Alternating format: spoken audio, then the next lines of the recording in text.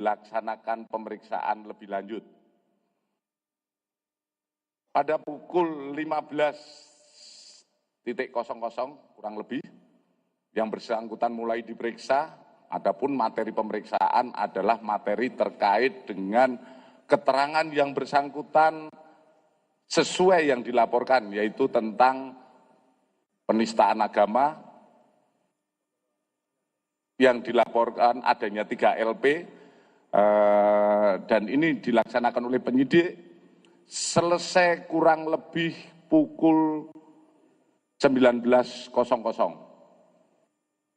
Tentu saja dalam proses pemeriksaan penyidik melaksanakan memberikan hak-hak kepada terperiksa atau yang diperiksa, yaitu hak-hak untuk makan malam, untuk sembahyang tetap kita berikan, dan itu digunakan oleh yang bersangkutan.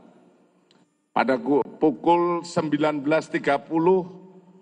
pemeriksaan selesai, namun yang bersangkutan masih mengoreksi dan kurang lebih 5 kali proses mengoreksi. Bolak-balik 5 kali dibetulkan oleh penyidik, dan kami sampaikan setelah dilaksanakan pemeriksaan, penyidik melaksanakan gelar perkara, di mana gelar perkara ini dihadiri oleh penyidik, kemudian dari Propam, dari Itwasum, dari Divkum, dan dari Wasidik. Hasil dalam proses gelar perkara, semua menyatakan sepakat untuk menaikkan saudara PG menjadi tersangka. Dan selanjutnya pada pukul kurang lebih 21.15 penyidik langsung memberikan surat perintah penangkapan disertai dengan penetapan sebagai tersangka. Dan saat ini saudara PG menjalani pemeriksaan lebih lanjut sebagai tersangka. Mungkin itu saja yang perlu kami sampaikan perkembangan penanganan kasus Panji Gumilang. Mungkin ada yang tanyakan?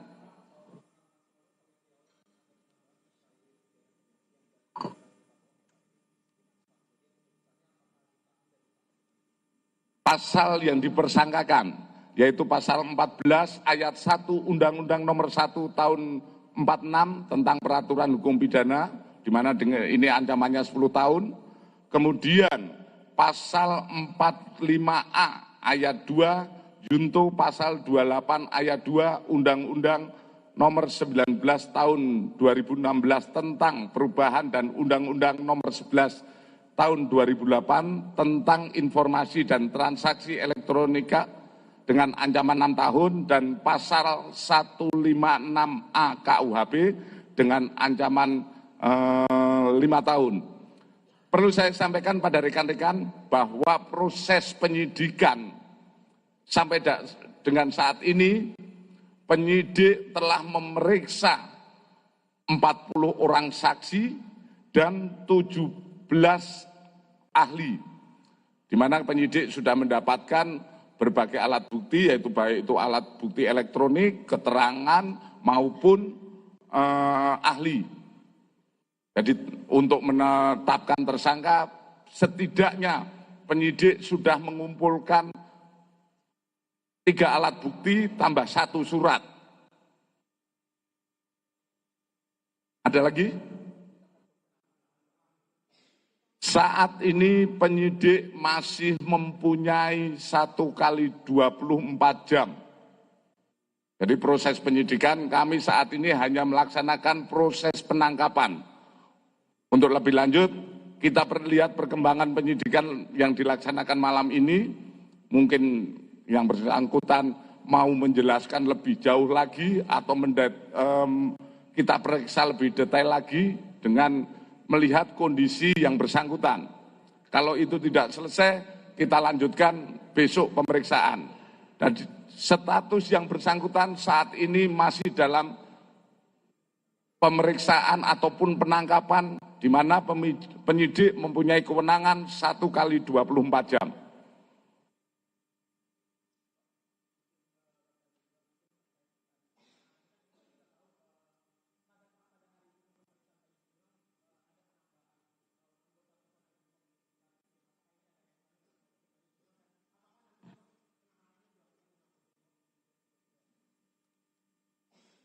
Kita berbicara fakta yang ada. Saat ini kami hanya melaksanakan proses penyidikan dan kami masalah pengamanan bukan tugas tanggung jawab kami.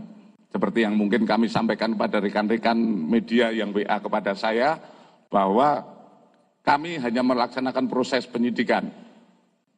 Perkara pengamanan Mako itu sudah merupakan tugas kita semua sebagai anggota Polri, manakala ada eskalasi ataupun laporan-laporan yang mungkin dianggap perlu pengamanan, diamankan. Jadi kami tidak kompetensi untuk menjawab apa yang ditanyakan.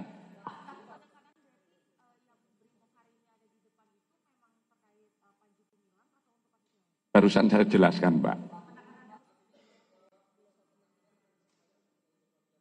Setelah 1 kali 24 jam kami akan menyampaikan lebih lanjut apakah upaya yang akan kita laksanakan, upaya paksa, baik itu penahanan dan lain sebagainya. Saat ini kita sedang mendalami penyidikan, dan penyidikan saat ini upaya paksa yang kita laksanakan adalah dalam bentuk penangkapan. Dan itu mendasari hasil gelar perkara yang bersangkutan dinaikkan statusnya menjadi tersangka. Mungkin itu saja. Terima kasih kepada rekan-rekan semua. Terima kasih rekan-rekan. Wassalamualaikum warahmatullahi wabarakatuh.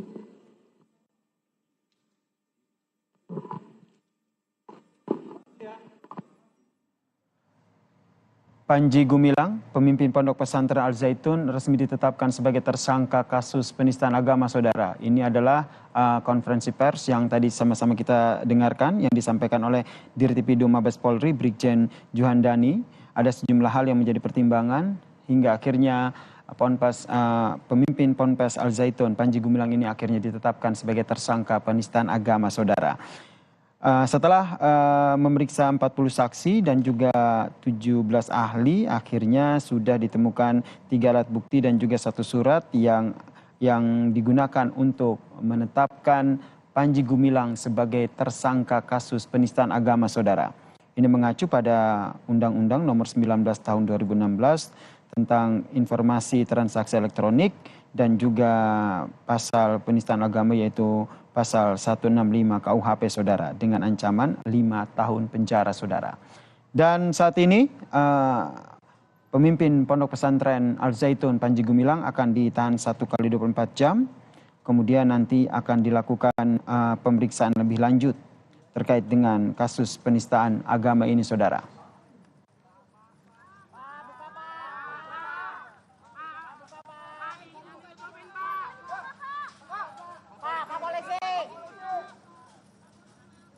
Dan saudara, informasi terbaru yang kita dapatkan kali ini adalah terkait dengan penetapan tersangka terhadap pemimpin Pondok Pesantren Al Zaitun Panji Gumilang terkait dengan kasus penistaan agama. Ada 2 pasal yang disangkakan, yaitu Undang-Undang Penistaan Agama, yaitu pasal 165 KUHP dengan ancaman 5 tahun penjara, dan juga Undang-Undang Nomor 19 Tahun 2016 tentang informasi transaksi elektronik.